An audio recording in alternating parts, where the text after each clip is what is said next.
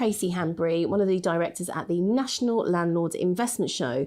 I'm absolutely delighted to deliver our third edition of Landlord Investor Hour. Welcome to Landlord Investor Hour, and I'm really, really pleased to say that we have our guest today is Liam Rogan from GetGround. So delighted to have GetGround with us. We're going to go through all the unique points of how GetGround can help UK landlords, sort of small portfolios to large portfolios, and what their services can do to help you. So I'll now introduce you to Liam. So welcome, Liam, to the next edition of Landlord Investor Hour. Thank you very much, Tracey. Pleasure to be here. Thank you very much for the invite. No problem. I think obviously what would be really good to start with, Liam, is to find out exactly what GetGround do. So I know you guys were established around sort of 2018. So I think over to you now, really, if you can kind of give us a bit of a brief sort of update, insight of what your services are, how you can help UK landlords, and we'd love to hear about it. Brilliant. No, so essentially, we're specialists in everything limited company. So everything from the education around limited companies, helping people figure out kind of where the benefits lie, if they pertain to them, etc., to the structuring of those companies, and so making sure they're as tax efficient as possible and everything like that. And then the ongoing management of that. So we're specialists in everything limited company. And what we've tried to create is essentially a service that encompasses all of that. And so I think it's probably best to imagine what we do in two parts. So the first element of what we do is purely educational. It's helping people take a deep dive into the world of limited companies and how they pertain to property investing. So limited companies have obviously been a very hot topic in property for the last sort of 5 or 6 years. They've been used extensively before that, but it's really been the last 5 or 6 years where they've really taken off. And even though lots of people are taking that route, a lot of people are still very confused. They want to know a lot more of the detail there. They're very confused by a lot of the tax jargon and which rules apply to them and everything else like that. And so our first kind of port of call is to be an educational resource for investors to help them understand where the benefits to company ownership lie, if they pertain to them, how to access those, how extensive they can be, and how they pertain to their future plans and property, so their actual strategy of property. And then once people have decided whether they want to go down that route or not, what we aim to be is their support service essentially for that. So what we've created is basically a turnkey solution to those taking the buy-to-let limited company route.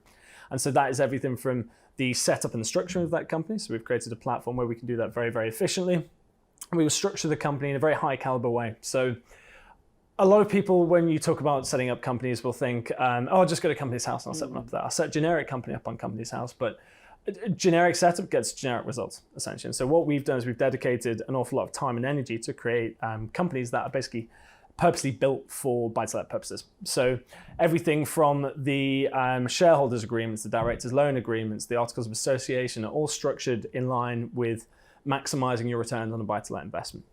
And so after the structuring, we also coordinate with all other parties involved with the investment. So that's everything from the brokers, the agents involved, the solicitors, to make sure everything's lined up and so that the actual investor themselves doesn't have to do lots of chasing around and figuring everything out.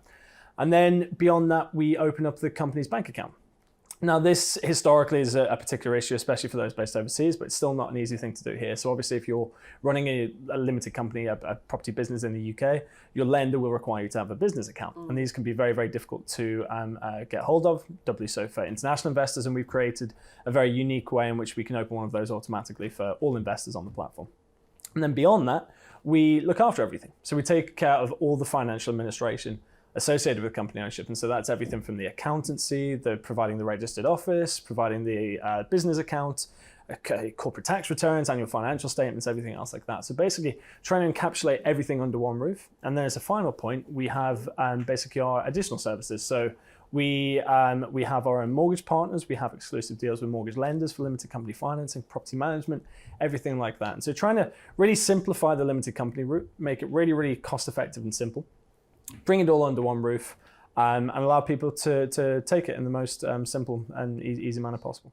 Okay, fantastic. So really what I'm sort of taking from that is all the headache to set up a company with all the different areas that you need, your accountancy, your corporation, your tax, your registered office.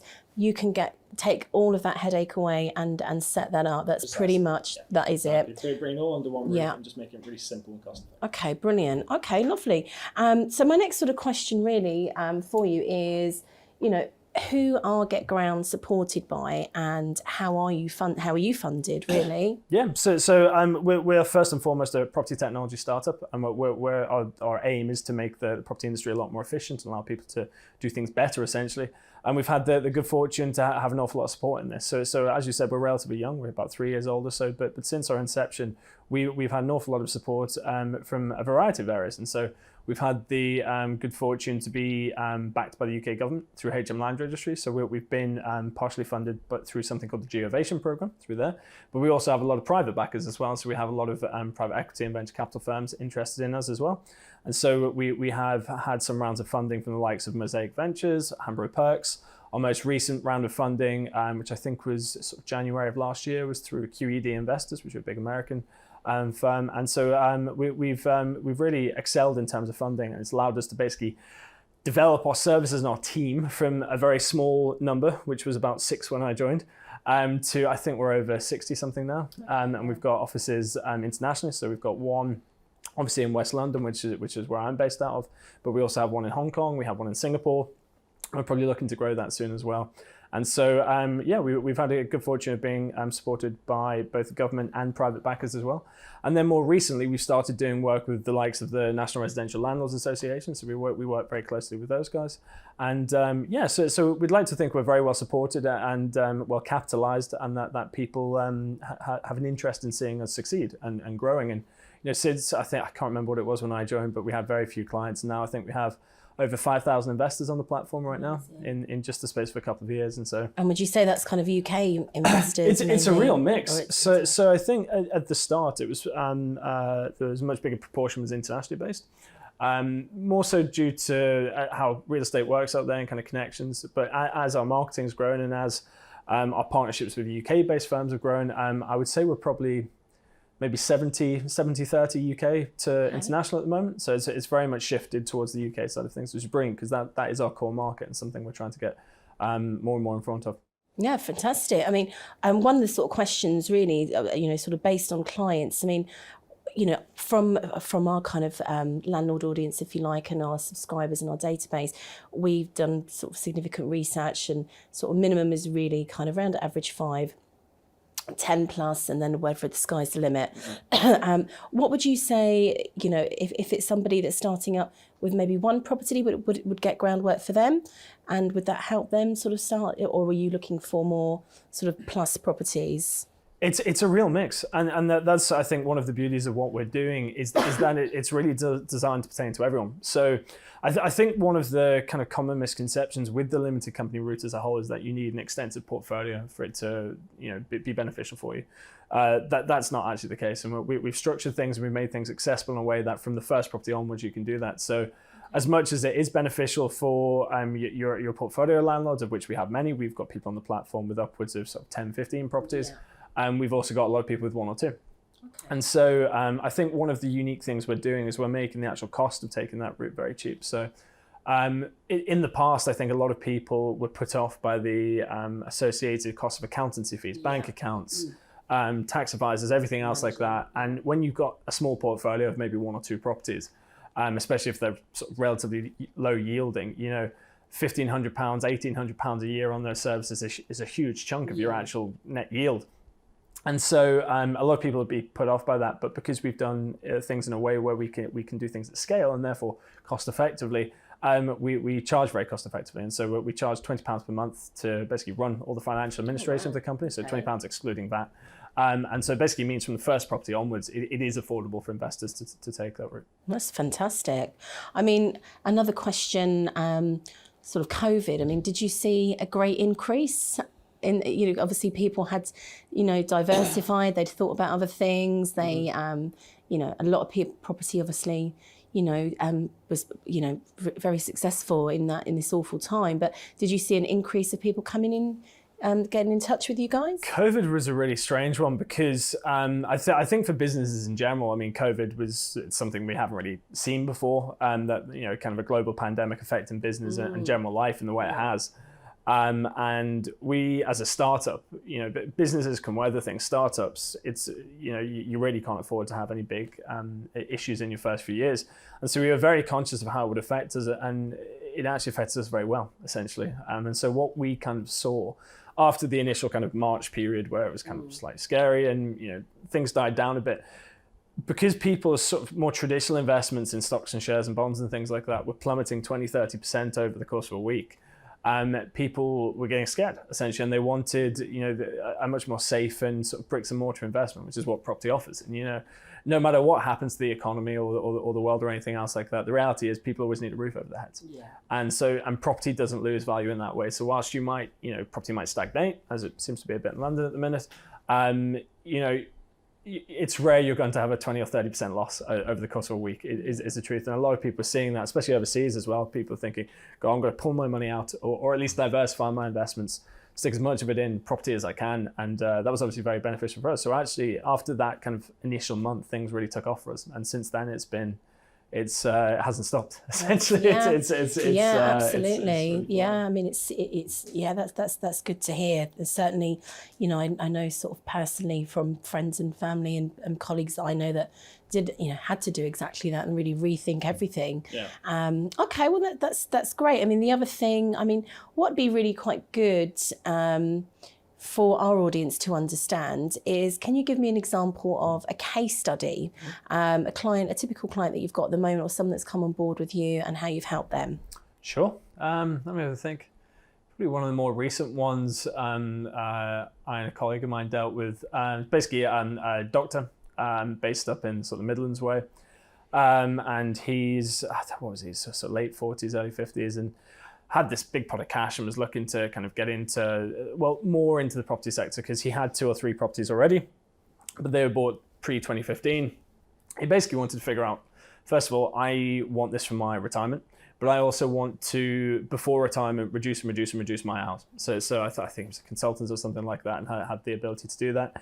And so wanted to both top up his actual income that he was living off, and then have it as a retirement fund, but also create a portfolio that he could pass on to his children. He wanted to figure out the best ways to do that. And so we had a look at the situation and sort of gave him enough education to figure out what way to go there. And so in his situation, he's a high rate taxpayer, so earning over £50,000 a year. And so generally speaking, high rate taxpayers and additional rate taxpayers are one of the most sort of attractive groups of people for the limited company route, given various tax regimes at the minute.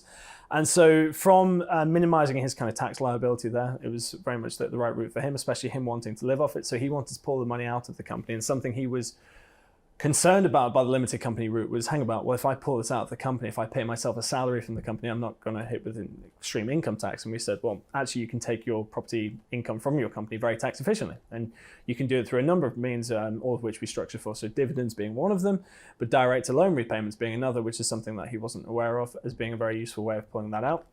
And then also topping up his pension pot. And so he wasn't aware that directors could actually pay into the pension pot, and you can minimize your corporate tax bill that way and use that money when you retire. And so he was very taken aback by that, but he was also very keen to basically pass properties on to his kids. So he basically wanted to buy 3 more properties. So he was going to basically pass 2 each onto his kids when he passed away.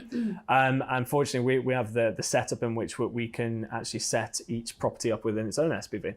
And so what that basically allows him to do in the future is he can transfer the asset to his children, but he can basically gift a property via way of the company's shares across to his kids. Okay. And so potentially mitigate his inheritance tax, but also allow him to kind of split things up. So if he had them all in kind of the one corporate structure, which is what a lot of people would normally do, because they were in separate ones, he could give each one individually to an individual child that way. And so that's his plan for the future, essentially. He's been very keen to go ahead with us, and he's set up a couple of SPVs with us already. And so I think he's quite a good example of a client. So we deal with a lot of doctors, accountants, portfolio investors, and everyone actually, to be fair, in the UK. The UK, overseas is very much a kind of different clientele type. But I think in the UK, it's really a mix of everyone. It really is. We do generally see your typical client is a higher rate taxpayer, so sort of £50,000 plus per year. But I've really seen everything. We've seen students get into it as well. And students are quite an interesting one because They don't really have, generally speaking, unless they're very fortunate, have a huge amount of capital to play around with. What they usually do have, though, is £5,000, £6,000, £7,000 that they can play around with. And so what a company structure is really unique for is that you can pool that together with your friends. So if 4 of you have that, you've now got £30,000 or whatever it might be. And you all have different ownership in that company, 25% shareholder, whatever it is. And it basically allows people to get on the property ladder a lot earlier and get into things a lot earlier, which is becoming harder and harder to do. And so corporate structure is very, very useful for that. And that's something we've been focusing on as well. Fantastic. That sounds like a great case study.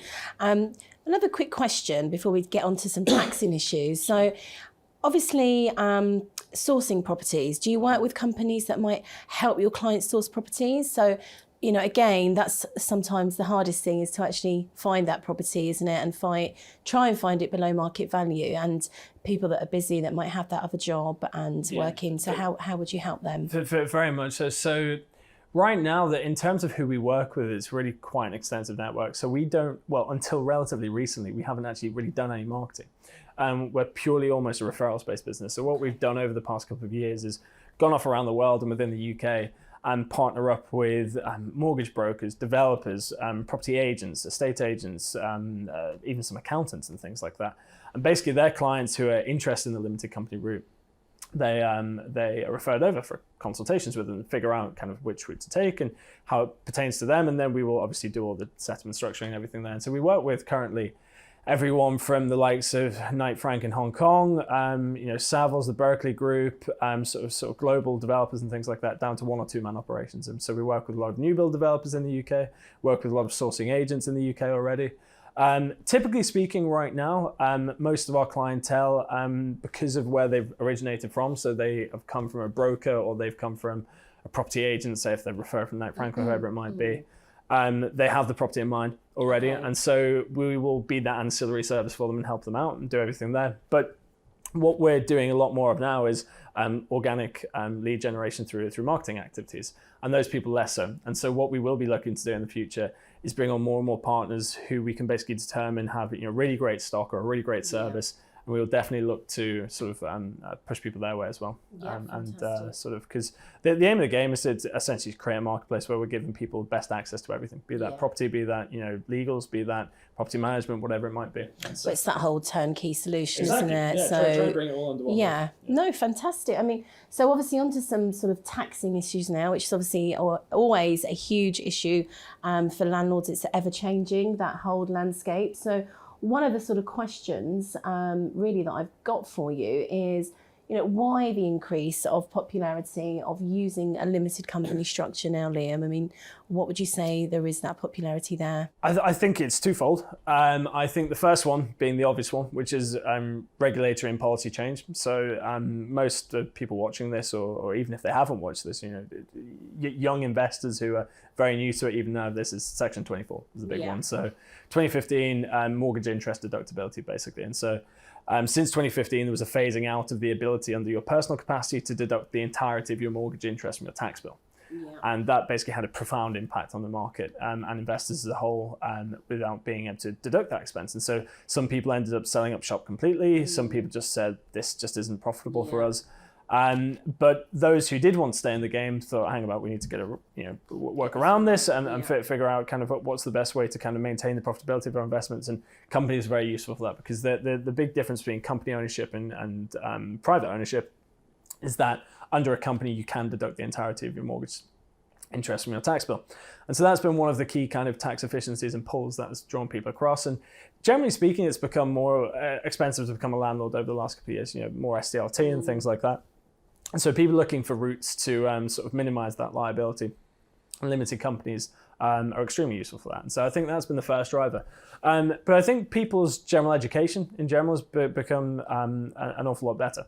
And so, the internet is wonderful for this, but the likes of, your own company, the more seminars and educational events and property education companies there are that people go through, the more they're aware of these other structures that exist, companies, LLPs, whatever it might be, and where the benefits lie. And as education gets better, that information gets a lot more palatable. So I think in the past, it used to be sort of a bastion for people who were very wealthy and had really good accountants and stuff, and they would look after everything. But a lot of investors don't have that, and a lot of investors can't afford that. And as people's understanding of company structures has got better, people have realized where the benefits lie. And I think one of the core beliefs we have, and I think that people are starting to understand a lot more, is if you look at what a buy-to-let business is, a buy-to-let in itself is, it is a business. It's a cash-generating, cash-flowing business. And companies are built for businesses. They're built to protect them. They're built to protect the assets within them and the shareholders. They're built to give them specific advantages that allow them to grow quicker and become more successful. And so it's a fairly natural marriage between the two anyway. And I think people have just cottoned onto that, essentially. And they thought, hang about, yeah, that's a very good point. It protects my liability. I get efficiencies that mean I can grow quicker and faster. I can, pass on to my children in a very useful way. And I can have a very flexible ownership structure with other people. And the more people who've realized that, and the more, if you go on YouTube now, there's some fantastic people on there at the moment doing really in-depth deep dives on it. We've started doing our own stuff as well. And they've really taken off in the last 5 or 6 years. And I think because of that, there's been this big push across. And I think last time I saw, just over 60% of buy-to-let purchases now are made in limited companies. So it's very much become the mainstream way that people are investing. And there are obviously kind of other structures that are a bit more complex that maybe, a couple of percent of the population use. But by and large, people are either buying in their personal name or buying in a company name. Yeah, absolutely. So the next thing is really, what are the key considerations of how to set up a company? So this is probably one of the biggest reasons we exist is that people in the past have been flying into company ownership. They say, okay, great. They get excited by naming their company. They're like, oh, I'll name it this and it's going to be amazing and all that.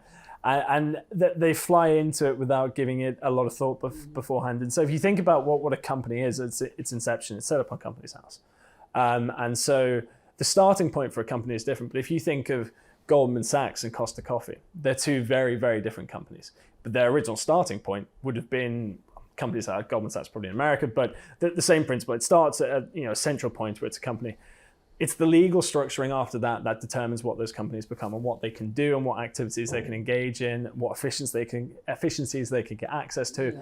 And that's the important and crucial point. And so a lot of people would just go on Companies House, set up their company, or go on a company formation agent and do it that way.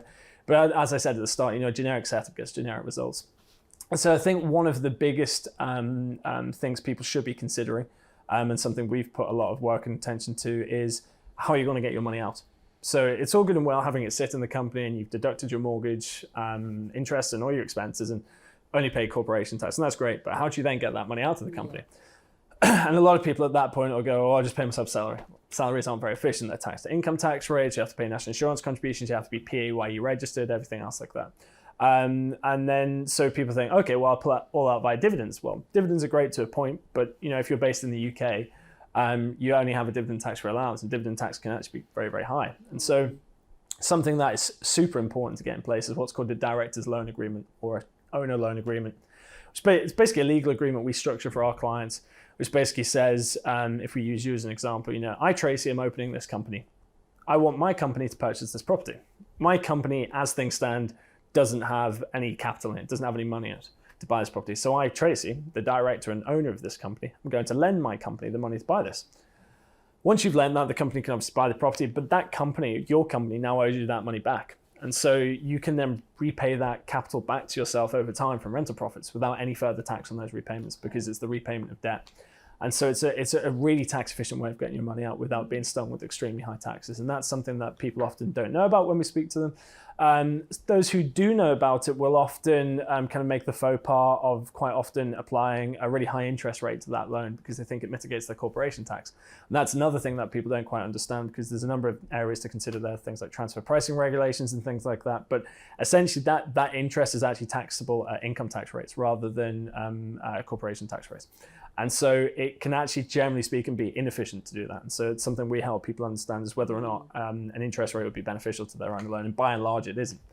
And so I think director loans are a really important one. But another really big one is shareholders agreements. And this is something people are blind to constantly. So they'll set up and nobody considers a shareholder agreement.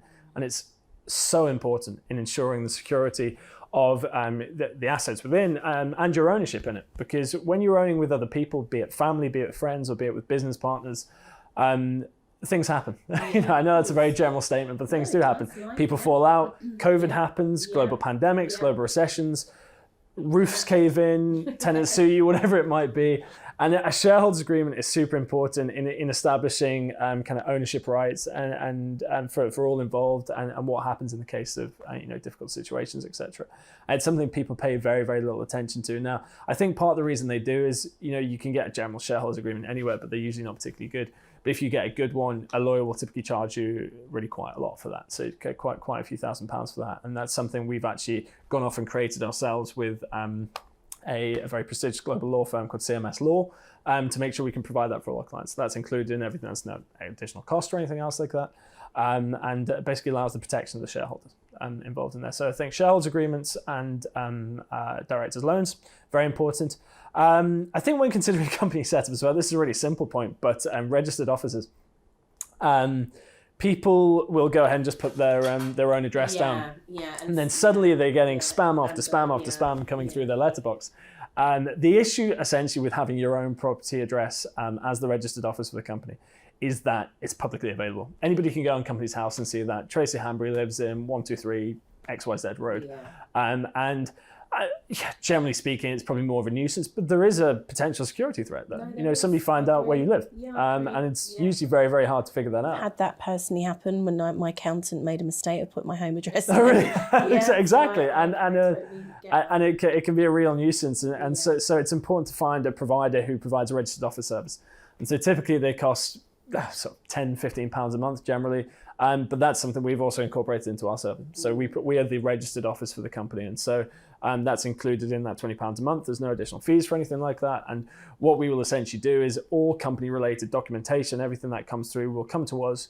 We will then open it, and then we'll scan it into the client's account. So they could be based in Malaysia, but they don't have to have it sent to Malaysia. It's just sent to us, uploaded to their account, and they can download it and everything else like that. So I think that's three uber important elements of it. A business account, as we said before, is a huge one, so you can't get a mortgage without them, and lenders are very sticky on what they'll allow and what they won't. It sounds really easy to just go and set up an account. It's not the same as a personal account. I know of people waiting months and months and months to set up business accounts, and it's even more of a problem for those based overseas. Often you'll have to come to the UK, you'll have to have interviews and things like that. And so that's something that can be tricky, but is uber important, both for lending and just for managing company finances in general. Having your own personal account and then having 6 properties flow into it isn't ideal at all. So I think they're 4 really good and important considerations to have there. Okay, brilliant. So just to recap on that, so it's obviously registering the business, the director loan side of things, obviously the registered office address as well, and the 4th thing, the shareholders agreement. The shareholders agreement. So that's 4 really good key points. So they're beyond the basic points. So when you are setting up a company, be it with us or if you go off and do it on company's house, there are obviously memorandums of association, things like that. It's important to get them because company's house will give you generic ones, but again, that term generic gives generic. You want to make sure they're tailor built for buy-to-let investment. So even with us, all the articles of association are specifically drawn up for buy-to-let investing as well. And so people need to realize that this is a long-term thing. You're not getting into property for a year or two, and you got to get things right at the start because it can be very difficult to change later on. So. No, fantastic. That's really 4 great key points. And on to the next thing, which is always the next important thing, finance. So how can GetGround help with obtaining finance for your clients? Yeah. In many ways. So fortunately, we've so with a lot of the broker partners we partnered with already, we basically have a diverse panel of people that we can send both our clients to and other people. So it's the biggest request we have. It's great, we've made a decision, limited company routes for us, but we need help with financing. Can you help? And so we've got 2 options essentially. So we have our own in-house financing division. So we've got relationships directly with lenders themselves. We've been very fortunate recently to have some exclusive mortgage deals exclusively for GetGround customers. So GetGround customers using GetGround SPVs still have access to some of the lowest rates in the market. So we recently had an exclusive deal with Mola, who basically in real terms, I think it was the lowest interest rate in the entire market. And it was exclusively for GetGround SPVs, and so that was certainly an avenue. And then we've got relationships with a number of other lenders as well, where we can refer directly to them. In a situation where a client either can't go with any of those lenders or isn't interested or whatever, then we have a very extensive broker network that we can refer them to. And something we've been very keen to do is Yeah, but brokers, I love speaking to brokers, but some of them could get a bit carried away, and they claim to have access to the whole of the market when actually they have relationships with one or two lenders. To kind of mitigate that, what we've done is worked with a variety of brokerages so that there's basically financing options for all. So our client base of sort of 5,000 plus investors now is very diverse. It's everything from your UK first-time landlord based in London to a portfolio landlord based in Nigeria. And the financing options that are available to them are very, very different. So we want to basically have a broker network that can work with everyone and anyone. So if we have a person based in a challenging country from sort of financing purposes, we have people for that. The interest rates are of course high, but they will be able to assist there. We have people who can do first-time buyers. But basically every situation that a client could be in, we have options for that. And so that's something we've been very keen to address, because the reality is if you can't get finance, you can't purchase. Of course, yeah. Or by and large, or you have to do a cash purchase, which can really affect your strategy. I mean, obviously the financings, obviously COVID slowed things down quite a bit, didn't it, in terms of backlog? How you find it was a pain for a couple of months there. There was some teething points there. And I mean that was always going to happen, because I think what happened during that period is a lot of lenders, because I suppose general fear of the market and market conditions, dropped out and ceased lending. So your lenders who did lend on limited companies became less numerous. Yeah. And so you had this funnel going from everybody coming into kind of this group here to the group is now this, and everybody's flowing into this. And remember, property investments spiked during COVID as well, because people were trying to get involved and diversify their asset base. And so you have this funnel which has all these requests coming through. And interest rates weren't as great as they are now then as well, because, the supply and demand, they could increase the interest rates because there was all this demand and only XYZ lenders who could lend. And so there was a bit of a backlog. It wasn't ideal, but I feel that's completely gone now. I haven't seen it for quite some time.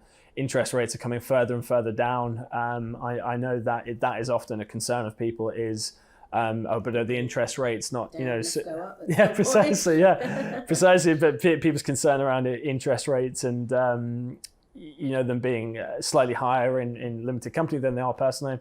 I think there's a lot of misconceptions there. People often see an offer online for a personal name one-on-one for a limited company, and they say, oh great, no, I want to go personal name because the interest rate's better. But actually, that really attractive low interest rate typically only applies to very unique situations. It's why brokers are really important to gauge what you can actually access, because generally speaking, you don't know what you can actually access because the lending conditions on them. And so, we've seen interest rates drop and drop and drop. I think the 5-year fixed exclusively we had with Molo, I think that was about 3.1%, which was very low for a limited company one. And they will come down further and further. I mean, but banks charge those rates at the minute because they can. But there will be a race to the bottom, and we're already seeing that. And because of personal guarantees and things like that, it's not a more risky investment to lend to a limited company that is to an individual, because the personal guarantee is there. And so those rates will come further and further down. And 60 to 70% of buy-to-let mortgages last year were done in limited company name anyway. So it's inevitable they will drop and drop and drop. Yeah, of course. No, yeah. Again, all makes perfect sense. I mean, what we actually did is when we sort of doing Landlord Investor Hours, we generally put a couple of questions out to our database, say that we've got these guys coming and see us, and just ask for a couple of questions really back. So I've got a question here from Nicola Wright, who is based in London, and Nicola has asked whether or not to buy using a limited company has been one of the hottest topics in real estate sector for the last few years. What do you find are some of the biggest misconceptions? I mean, I think the one that I just tailed off with them would be the biggest one. Okay. That financing is hard. It's not, is the truth. I think the reason that misconception is there is because there's a lag in people's understanding. So when companies became this really hot, attractive route for people to go 5 or 6 years ago, that was the case. The financing options weren't great. You were generally leaning on commercial loan markets. And that there weren't that many limited company options available. And so, but as that demand has increased, banks have responded to market demand, and they've created lots and lots of hybrid products, which are essentially what we know as limited company mortgage products now, which are somewhere between a personal name mortgage and a commercial name mortgage. They're kind of in that middle ground there. And so I mean, there's hundreds of them now. I think 400 or 500 different limited company mortgage products at the moment. I mean, a lot of those are just for the UK, but there's also lots for international investors as well. And the belief that those rates are extremely high. They did used to be high, it's completely true. But again, as that market demand has increased, banks have begun this race to the bottom, essentially, and they are in competition with each other. And so rates are falling I'm seeing rates as low as kind of 2.6% now for 2-year fixed. And that they will continue to fall. I've seen LTVs of up to 80% becoming a lot more common. People getting 75% LTV very, very easily. I would say the majority of our client base has probably got 75% LTV limited company mortgages, with a lot of people thinking, oh, you can only get, say, 60%. It's usually not the case. And so I think that's one of the biggest misconceptions is financing. That point you said at the start about, is it for me if I only have 1 or 2 properties?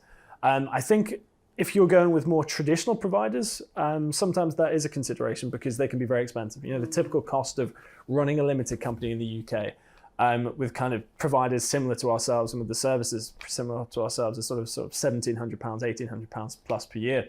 And that can be very expensive if you have 1 or 2 properties, and can really put people off. But because we've made it cost effective now to own in a limited company and £20 a month, and that's available from the start, essentially. So that's definitely a consideration to have. I think people also are of the belief that you need to be very, very wealthy for it. I've never quite understood this one, but the tax rules apply to everyone, regardless of their income. So yes, if you're a 45% tax rate payer earning £200,000 a year, yes, it's very beneficial for you, but it's still beneficial for you if you're a £50,000 a year earner, or if you're even on a base rate earner, because the benefits of company ownership are very diverse, and it depends entirely what you want to do. So a lot of people who are basic rate earners will say, well, actually, I'm not interested in it. Yeah, but in their situation, it might not be the case that it's great for them. However, what's their plan? Well, if it's inheritance, the sort of tax mitigation and passing your properties on to kids, well, actually, it might be. And if you're not looking to draw on that money till retirement anyway, that's another option as well. And so people really need to do a bit of a deep dive on it. And so it's what we're trying to do. So we've got a rather large team of consultants now who are basically trained up to help people understand that. So instead of paying £1,000 for tax advice, which people should do, but they never do. It's one people need to get tax advice. It's true.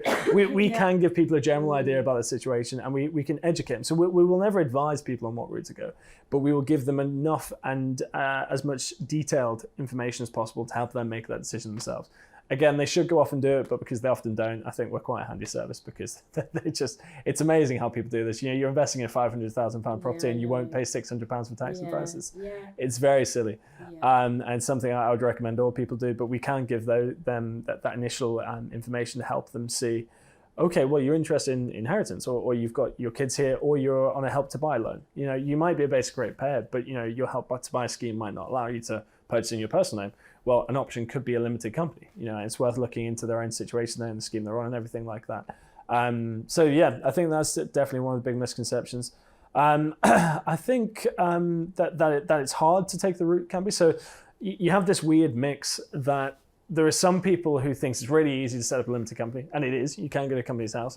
But as I said before, it's important. The structuring is the core of it. Setting up's easy, structuring is the core of it, and that's the hard part. And then you have people who think, oh, it's really hard to set up a company. It sounds like a big thing to a lot of people to set up a company. If you throw the word company out to somebody, a lot of people think, well, that's a bank or Goldman Sachs or whoever it is, or Costa. Or, I don't know why I keep drawing on those two. But Mr. Costa lives around the corner from me, actually. The original Mr. Costa before he sold it. Yeah. Brilliant.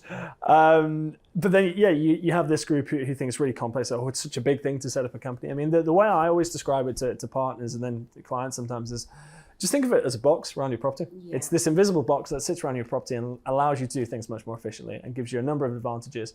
Yes, setup and structuring things right can be quite hard and costly, but we've removed that. That's the whole point. So we're taking on that legal workload and all the sort of pain points there in the actual structure and there and looking after them for them. So we're trying to make it really, really simple. So the actual client, if they're going through the limited company route with us, it takes them 15 minutes online. All they need, and they can be anywhere in the world so when they're doing that, so all they need is a copy of their passport, a copy of their proof of address, a selfie to do the facial recognition, and then details of the property they're buying. And then we go off and create all the legal documents and structure things off the back of that. And then they can ask us any more questions off the back of that as well. But it can be really simple to do, and that's what we're trying to do, is make it as easy and then cost effective as possible for people to take. Yeah, fantastic. I mean, as you say, it's a limited company. It's there to help protect you and grow, effectively grow what is going to be, what is a business. Okay. Another question that I've got is from Alex Brown, who's based up in Liverpool. Alex is looking for first-time investment property. He's got around £100,000 to play with, and he's asking, do you have any tips for great UK sort of investment areas at the moment, Liam? So he's based in Liverpool. He is in Liverpool, yeah. We were having this conversation before, but believe it or not, I am from Liverpool. The accent might not give it away too much. I've been around the block to a number of places and don't quite have the traditional Scouse tone as much as I wish I did. I'm very envious of some of my friends, but I mean, I would say Liverpool as a whole is just tremendous. So I'm biased being from there, and I fall more in love with Liverpool as I go. But what Liverpool has as a regional city, and I think this actually applies to most northern cities at the minute, and possibly even places like Bristol. I don't know the Bristol real estate market too well. I did go to university there, but Birmingham, Bristol, Manchester. Regional cities, I think that they're just the place to be for the next few years. And the reason for that is, I mean, there's a lot of market data that shows that regardless, but from my own personal outlook, COVID's really changed people's outlook on life and living and jobs. And so I went, during COVID, I actually went back to Liverpool for the best part of the year, and sort of fell in love with it again, and everybody worked well from home. There was no issues. Yeah. And London suddenly became a bit irrelevant. Now I love London, it's wonderful. I mean, just look at the backdrop there. We've got a warship outside the building, we've got Tower Bridge there. It's a pretty good spot. It is a wonderful spot, but it's no secret that it's unfathomably expensive to live here. And I think people in general have realised this, and it's got to a rather ridiculous point where it's forcing people further and further afield. And COVID's basically, speaking as myself, London was where the jobs are. So I came to London for work. And London now is not necessary for jobs. You can do them from anywhere, or you can commute 1 or 2 days a week. And so regional cities like Liverpool, Manchester, I mean, they have these beautiful lifestyle. You get a really nice house that you can live in or rent or whatever it might be for very, very good price. Green space, nice life, culture. I mean, London, I always say, it is great, but it just has 30 of what other cities have. Liverpool has lots of Japanese restaurants. London just has 30 times more. Has lots of parks. London just has 30 times more. So, and you don't necessarily need 30 times more. I think people have cottoned on to this, and I mean, I'm only 25, and a lot of my friends who have similar age are already kind of semi-giving up on London. They want to go to Liverpool's and Manchester and Newcastle and Birmingham, because they can get lots more for their money there, and they can work from there. And the good thing is with your likes of HS2 and HS3 kicking off, I think HS is supposed to be done semi-soon. We've been told for years, but then HS3 as well, linking up the north. Being able to travel is going to be a huge thing. So, I mean, the term people keep talking about is, 3 days in the office, 2 days from home, or vice versa, 3 days at home, 2 days in the office. If that really does become the way people work, and I suppose, the jury's still out on that, there's no reason you can't come to London for 2 days a week. London to Liverpool, I've done that trip so many times on the West Coast main line. It's an hour 57. Is it really? Yeah, it's super quick, and it's not as obscenely as expensive as you would think. And so if you imagine, you spend Monday, Tuesday working from home, and then you get the train up Wednesday morning, you work here, you have your meetings, stay overnight in some budget thing or whatever's been created by that. That's another real estate opportunity. Those kind of short stay one night things for businessmen, a bit like in Japan. Work there on the Thursday and then come back Thursday night and work from home Friday. I can see that becoming a very, very common model for every city in the UK, because the one beauty about the UK is, as much as we're very overpopulated, it's very small geographically. Nowhere's really that far. Manchester's 2 hours and a bit, Liverpool's 2 hours, Birmingham is an hour, Bristol's an hour 47, and it is, and you can do that. And so trends wise, I mean, we see Liverpool would be the biggest one I see come up on our platform every day. So we see a flow of all the properties being purchased onto the platform into SPVs every day. And it's Liverpool, Manchester, a couple in Birmingham. People are still buying in London. I wouldn't say give up on London at all. I think it is still going to come back in a variety of ways, but not in the ways that we've seen for the last couple of years. Could be a lot more commercial to residential. Well, this is what we discussed before. Exactly. Absolutely. If you look at all these your kind of high value properties down here, what's going to happen? They can't stay vacant. They won't stay vacant. So It'll be interesting to see what happens there. But I still have a lot of faith in sort of regional cities, but both for yield and capital growth. So in the past, people were so obsessed with Liverpool, especially for great yields. You could buy £200,000 property, HMO, and you could get best part of £2,000 a month out of it. Not only are you going to get the yield, but because more and more people are coming back to Liverpool and Manchester and places like that, this populations grow and the demand rises. And so your capital growth is going to rise as well. And the more you have, especially professionals, sort of moving back to those cities and, I don't know, your accountants, PwC or something like that, basing themselves out of Manchester instead of London, that they're going to drive up prices, essentially. So I think you're going to get both your capital growth and your yields up there. Okay, brilliant. So I think that was Alex that asked that question. So I hope that answers that for you, Alex. And I think, obviously, the key sort of cities, Liverpool, 100%, certainly Birmingham and certainly Manchester is what we're sort of, getting a lot of feedback on now. And I think maybe what could be the way it goes is the professional HMO for London. So all of these sort of spaces, exactly. Where you're kind of going in and maybe renting a room. And that's syndicate ownership almost, or syndicate renting, where maybe that's you and five maybe that's a business right there. It is. I think it really is. I mean, I think the model that they have in Tokyo, I'm not sure quite agree on the actual physical infrastructure of it, but these kind of I forget what they're called, but these almost cubby holes where you turn up late at night, you jump in, it's literally a bed with a thing, you've got a little TV screen there, you get out, you shower in the morning, you go back to work. And off you go. Which is all you need for that night. If you're doing it one night a week, it's worth, having a nice £500,000 home in Liverpool or Manchester than, a £500,000 bed one night a week, one bed it's in fine. London.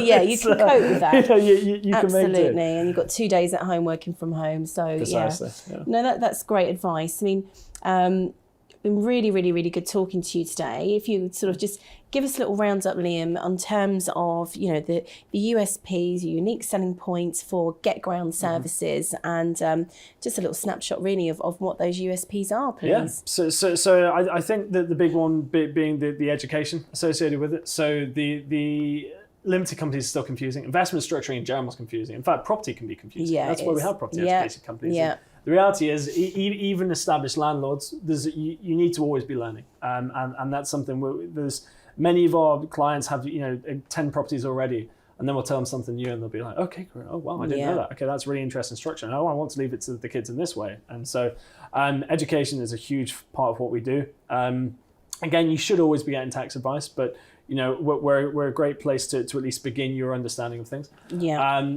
Extremely cost effective. So as I said, we charge £20 per month to look after the entire financial administration of your company, which is I'm yet to see anybody else in the market who can do it even close to that. And so that encompasses everything from the financial administration, the accountancy, the bookkeeping, the registered office, everything under that.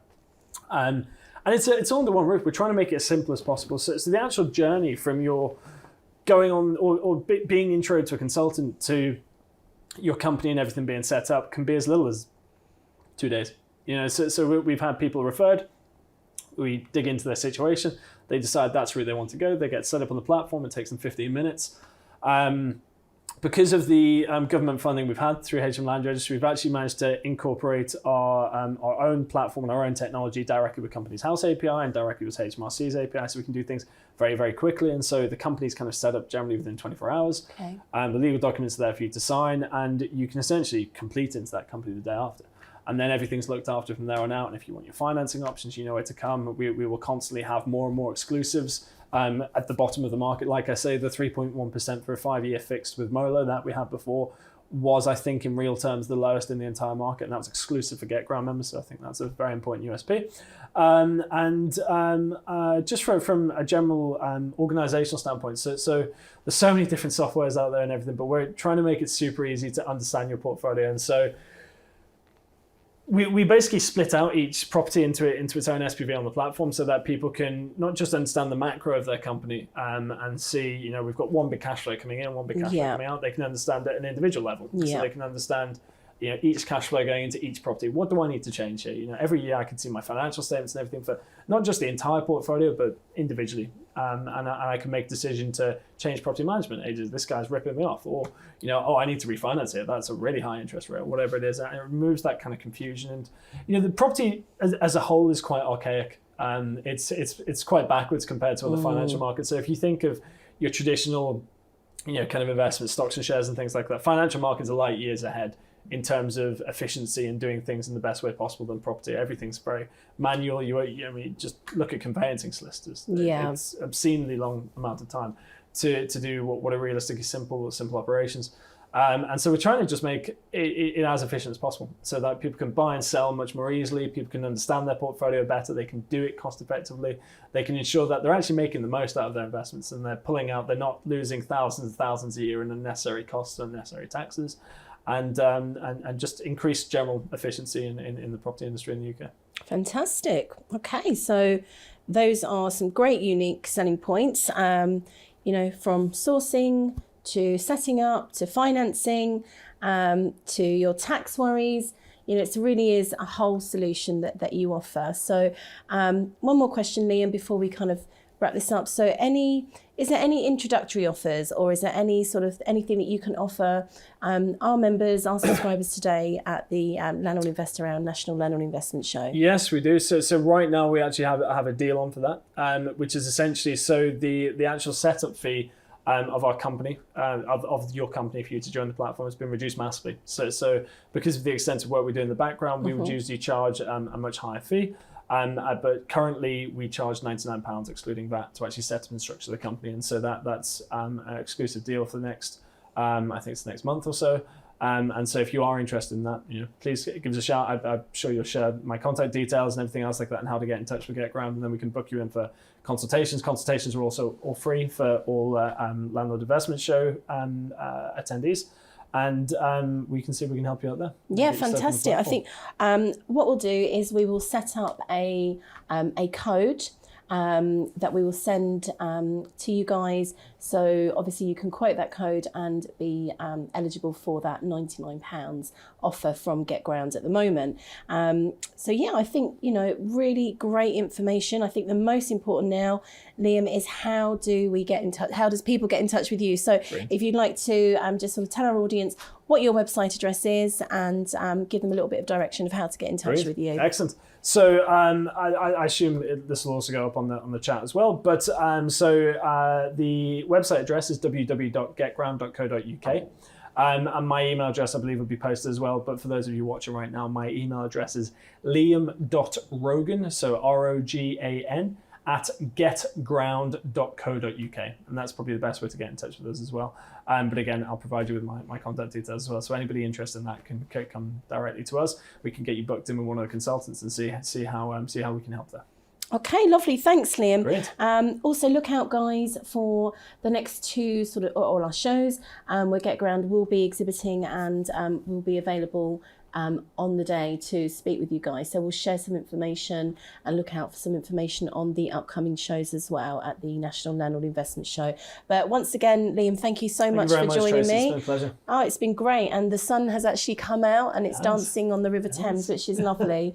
So yeah, thanks ever so much for watching, guys. We really hope that you enjoyed the chat that we've had today with GetGround and found it really useful. There's a fantastic offer there of £99 to join up, really with a no-brainer, no rocket science behind it. It's a very good offering. So please get in touch with Liam and his team, and we'll look forward to seeing you on the next edition of Landlord Investor Hour. Take care, guys.